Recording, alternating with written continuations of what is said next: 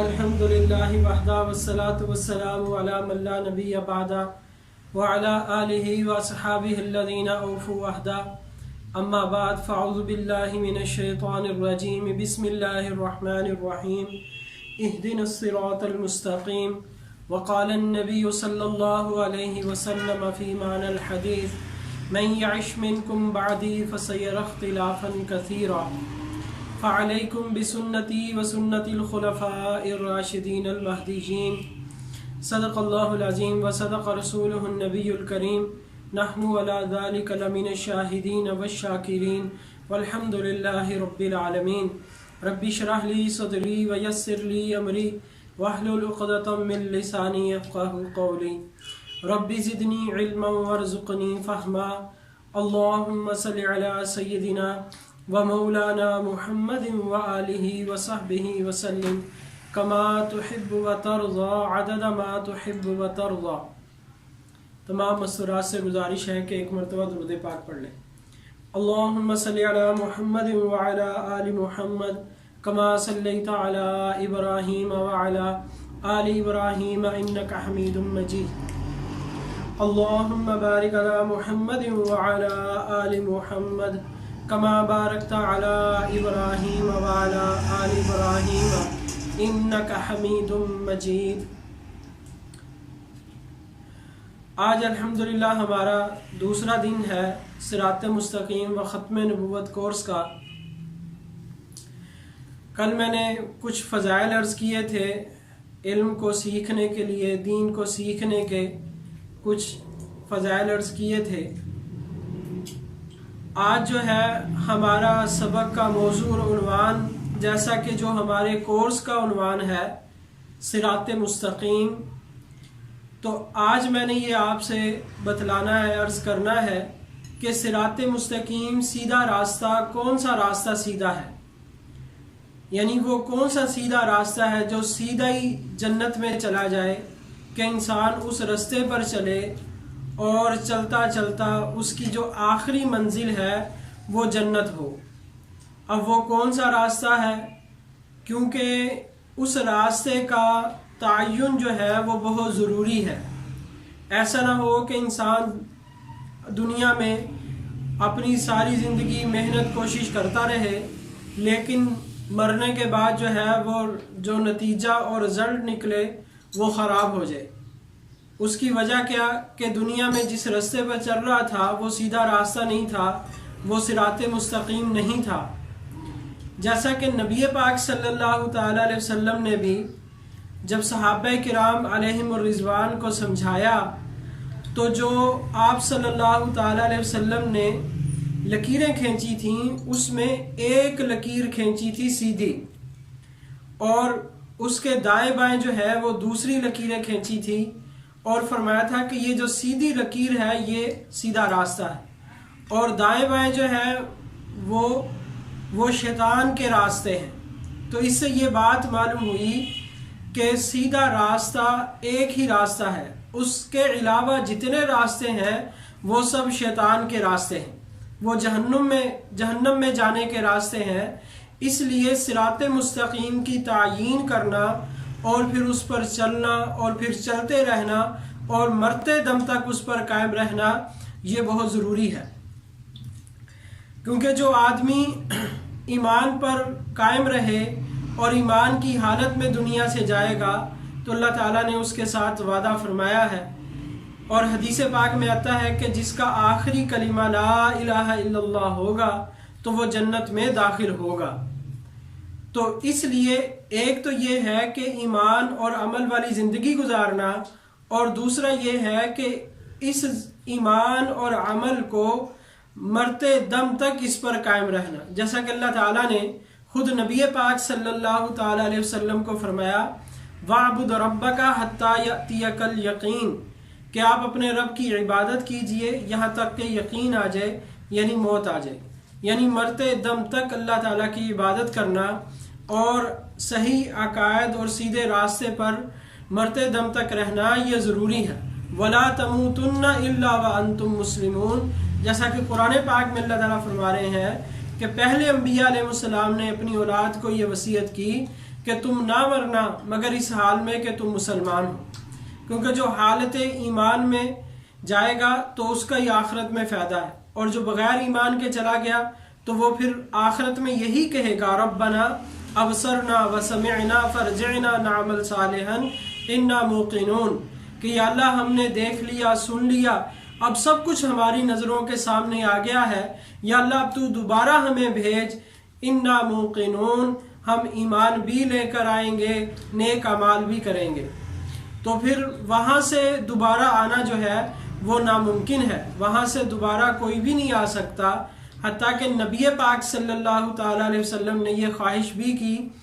کہ میری تو خواہش یہ ہے کہ میں اللہ کے راستے میں شہید کیا جاؤں، پھر زندہ کیا جاؤں، پھر شہید کیا جاؤں، پھر زندہ کیا جاؤں، اور پھر شہید کیا جاؤں۔ تو مطلب یہ ہے کہ وہاں جو چلا جاتا ہے آخرت میں،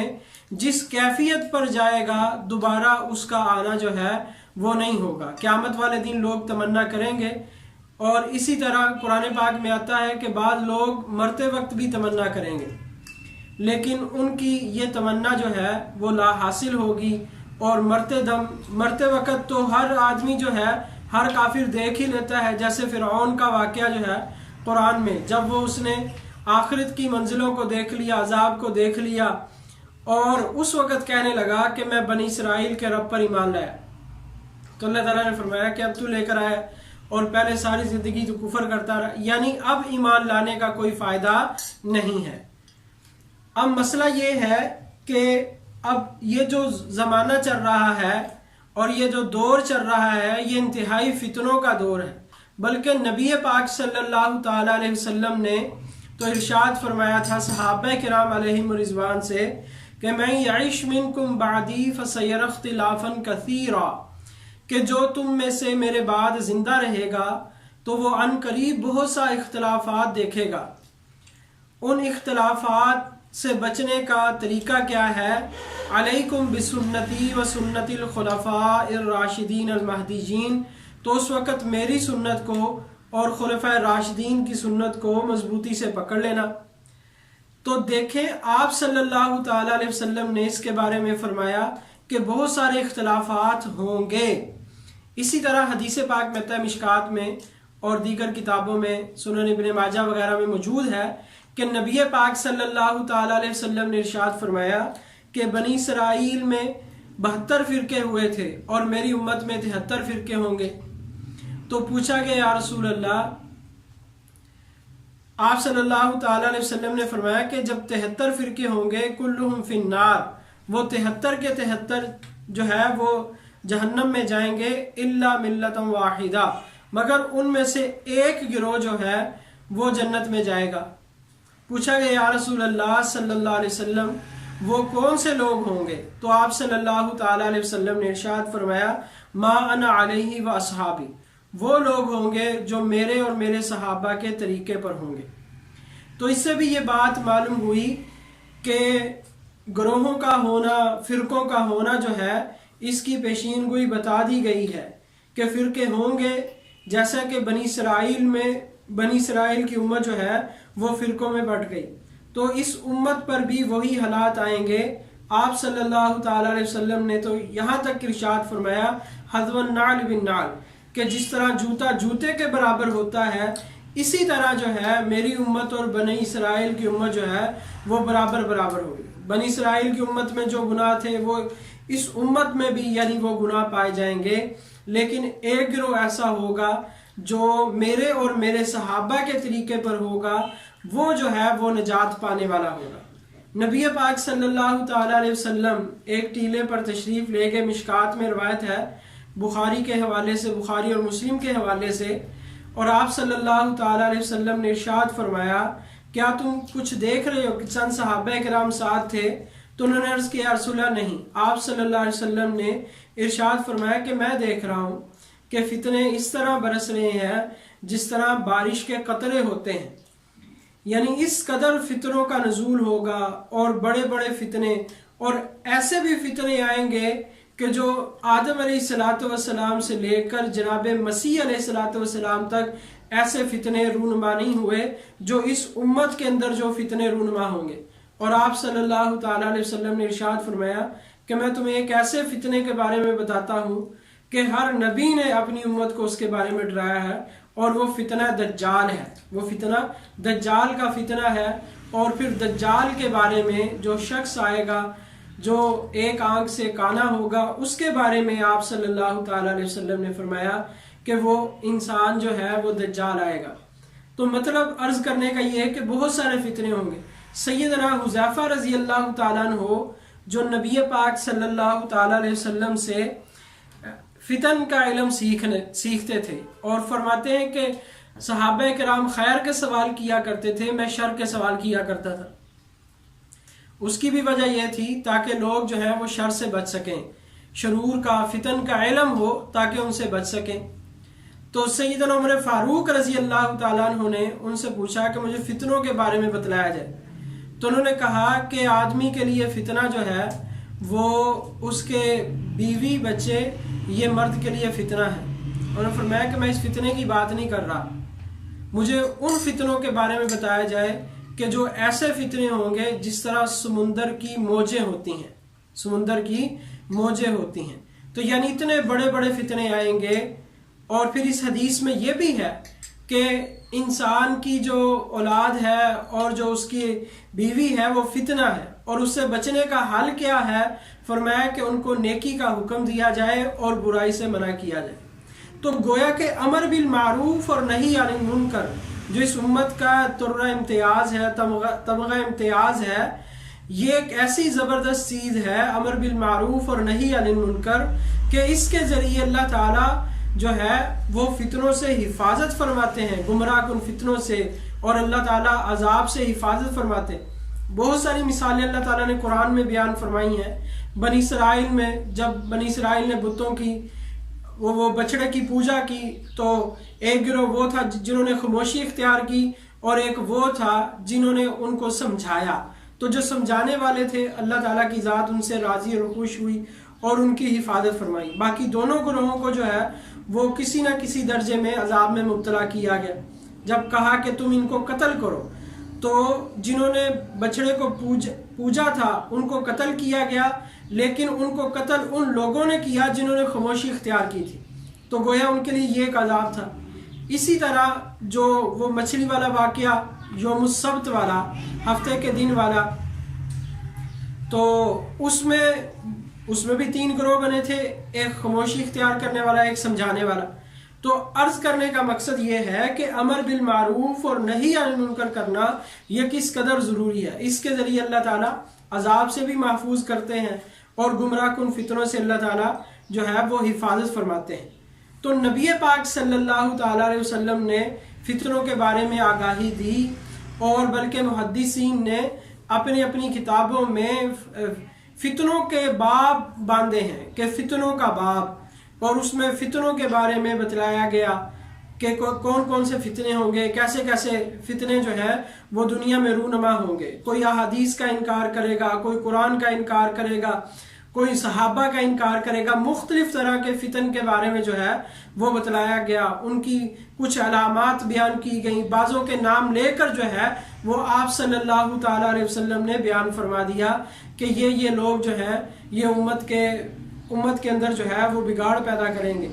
اور بعضوں کے بارے میں جو ہے نام تو نہیں لیا، لیکن جو ہے وہ ان کے علامات بتلا دی گئیں کہ وہ کس طرح جو ہے وہ لوگوں کو گمراہ کریں گے۔ تو اب یہ ساری چیزیں ہیں، بلکہ قرب قیامت میں ایسے فتنوں کے بارے میں فرمایا گیا کہ انسان صبح کو مومن ہوگا تو شام کو کافر ہوگا، اور اگر شام کو مومن ہے تو وہ صبح کو کافر ہو جائے گا۔ یعنی وہ ایسے معاذ اللہ گمراہ کن فتنوں میں مبتلا ہو جائے گا کہ جن کا تعلق کفر اور ایمان سے ہوگا۔ اب یہ دیکھیں، کفر اور ایمان سے مثال کے طور پر قادیانیت کا فتنہ ہے کہ جو بندہ جو ہے وہ قادیانیت کو قبول کر لیتا ہے تو وہ کافر ہو جاتا ہے، مرتد ہو جاتا ہے۔ اسی طرح اور جو ہے مثال کے طور پر انکار حدیث کا فتنہ ہے، جو اس میں مبتلا ہو جاتا ہے تو انکار حدیث جو ہے یہ کفر ہے۔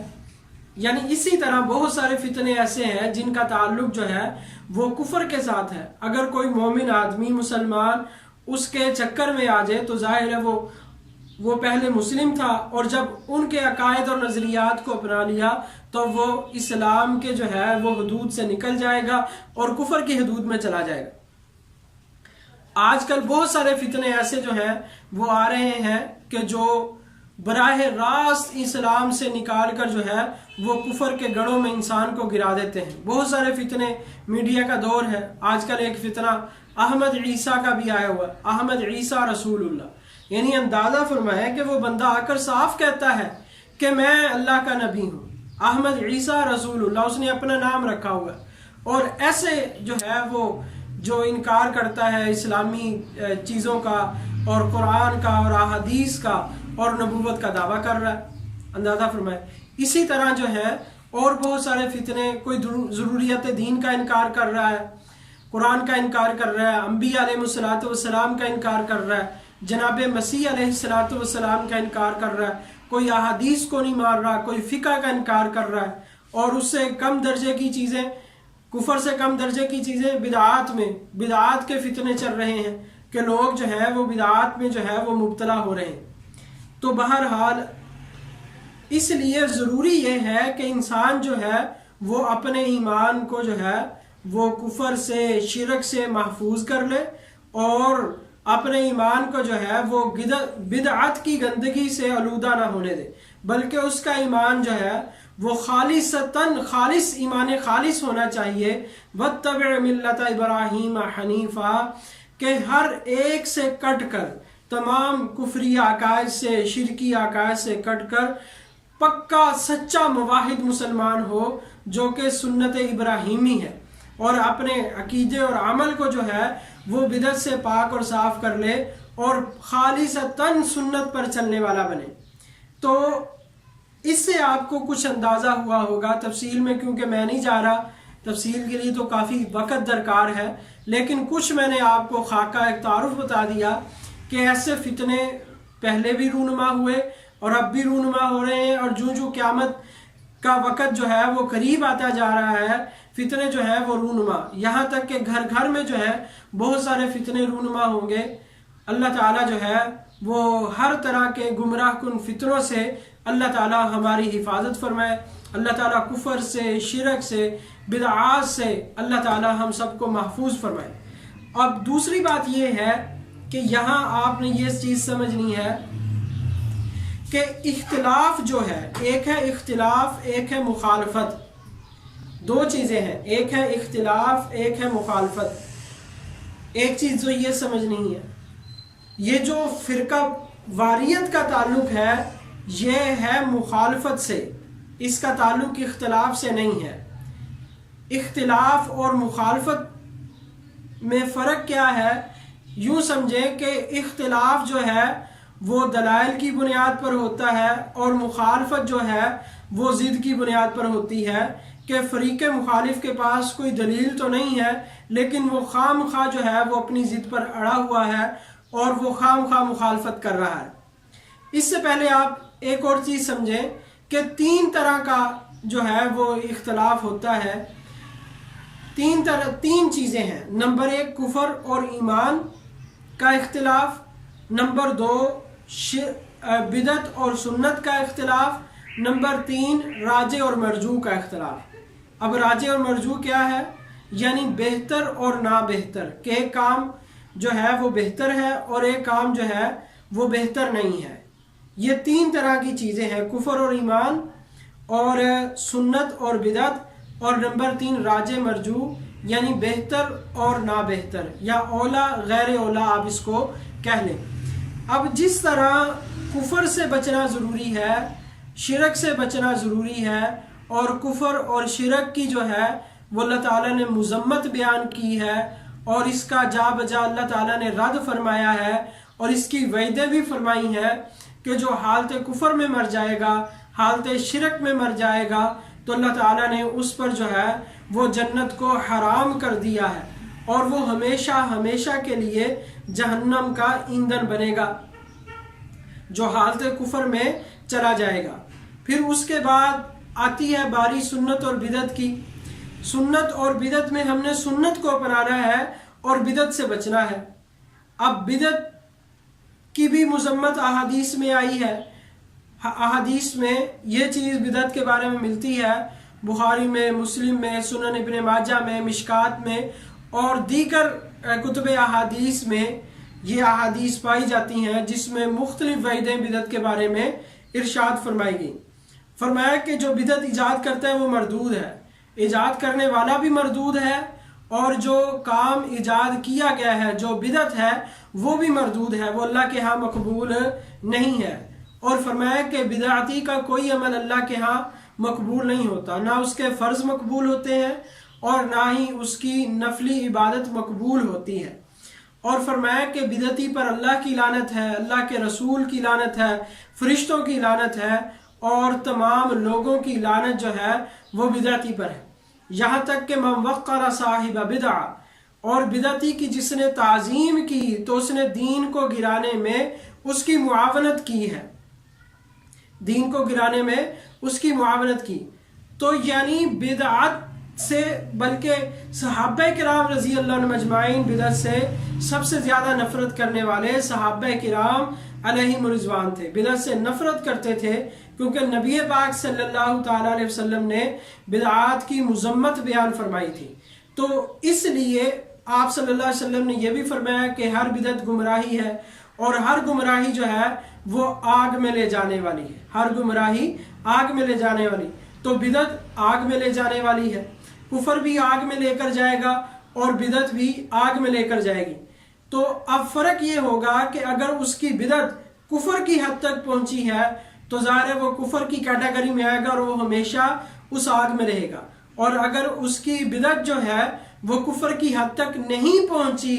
بلکہ کفر سے کم درجے کی بدعت تھی تو وہ بھی جہنم میں جائے گا، اور جب تک اللہ چاہیں گے وہ جہنم میں رہے گا، اور پھر جب اللہ تعالیٰ اس کو نکالنا چاہیں گے تو اللہ تعالیٰ اس کو نکال دیں گے. اللہ تعالیٰ ہر مسلمان کی جو ہے وہ حفاظت فرمائے کہ ایک لمحے کا عذاب بھی جو ہے وہ جہنم کا، ایک لمحے کا عذاب بھی جو ہے وہ انسان کی طاقت اور قدرت سے باہر ہے. جتنا سخت ترین عذاب جو ہے وہ جہنم ہے. اللہ تعالیٰ ہم سب کی حفاظت فرمائے. اللہم اجرنا من النار. اللہ تعالیٰ ہم سب کو جہنم کی آگ سے محفوظ فرمائے، اور تمام اہل ایمان کو اللہ تعالیٰ جو ہے جہنم کی آگ سے محفوظ فرمائے. تو کفر اور شرک سے بچنا،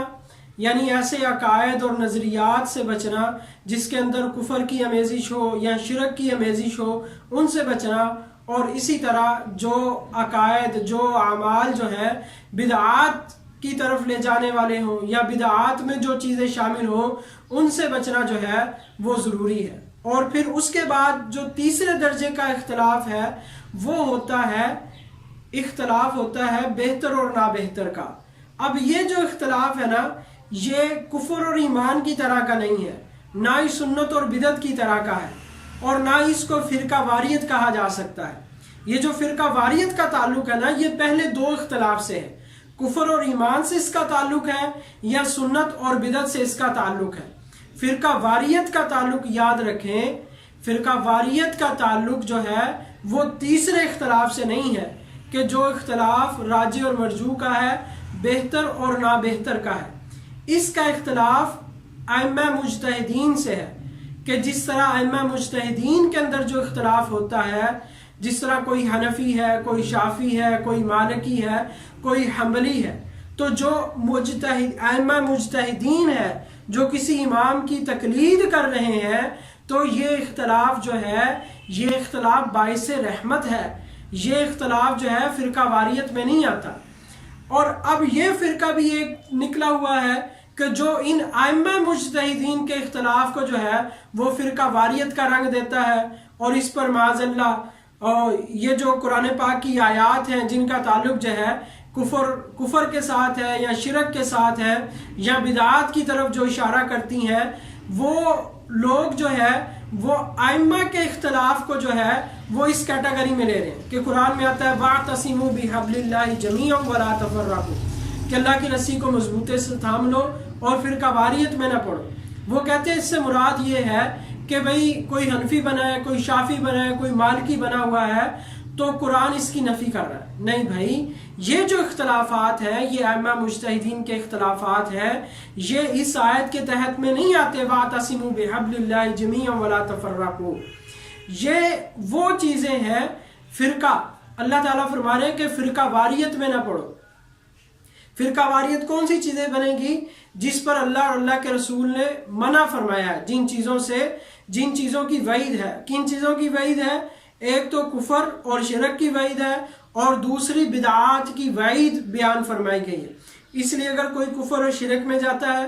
یا بدعات کی طرف چلا جاتا ہے، وہ تو فرقہ واریت کر رہا ہے۔ فرقہ، کیونکہ فرقہ کہتے ہیں فرق سے کٹ جانے سے، کہ جو اپنی اصل سے کٹ جائے وہ فرقہ ہے۔ تو اصل سے کون کٹا ہے؟ کفر اور شرک والا کٹا ہے، اور بدعت والا جو ہے وہ اپنی اصل سے کٹ گیا ہے۔ اصل کیا تھی؟ کہ انسان جو ہے وہ توحید پر قائم رہے اور سنت پر قائم رہے۔ توحید اور سنت پر قائم رہے تو وہ اپنی اصل پر قائم رہے گا۔ جو توحید سے ہٹ جاتا ہے، سنت سے ہٹ جاتا ہے، تو وہ فرقہ بن جائے گا اور وہ اپنی اصل سے ہٹ جائے گا۔ اب یہ جو ائمہ دین کا، مجتہدین کا جو اختلاف ہے، اس کے بارے میں تو اللہ کے نبی صلی اللہ علیہ وسلم نے خوشخبری دی ہے۔ اس کے بارے میں تو اللہ کے نبی صلی اللہ علیہ وسلم نے امت کے اندر وسعت دی ہے، نہ کہ تنگی دی ہے۔ وہ کیا؟ اللہ کے نبی صلی اللہ علیہ وسلم نے ارشاد فرمایا کہ جب مجتہد اجتہاد کرتا ہے اور اس کا اجتہاد صحیح ہو تو اس کو 2 نیکیاں ملتی ہیں، اور اگر اس کا اجتہاد غلط ہو جائے تو اس کو 1 نیکی ملتی ہے۔ تو ائمہ دین کا جو آپس میں اختلاف ہے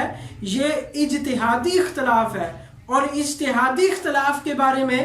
اللہ کے نبی صلی اللہ علیہ وسلم نے واضح فرما دیا۔ بخاری شریف کی روایت ہے کہ اگر اجتہاد صحیح ہوگا تو اس کو 2 نیکیاں ملیں گی، اور اگر اجتہاد غلط ہوگا تو اس کو 1 نیکی ملے گی۔ یعنی اللہ کے نبی صلی اللہ علیہ وسلم نے بتا دیا، گویا کہ بتا دیا کہ یہ جو ائمہ کا اجتہاد ہوگا اور امت کے اندر اجتہادی اختلاف ہوگا، اس کا تعلق فرقہ واریت کے ساتھ نہیں ہے۔ یہ وَاعْتَصِمُوا بِحَبْلِ اللَّهِ جَمِيعًا وَلَا تَفَرَّقُوا کے خلاف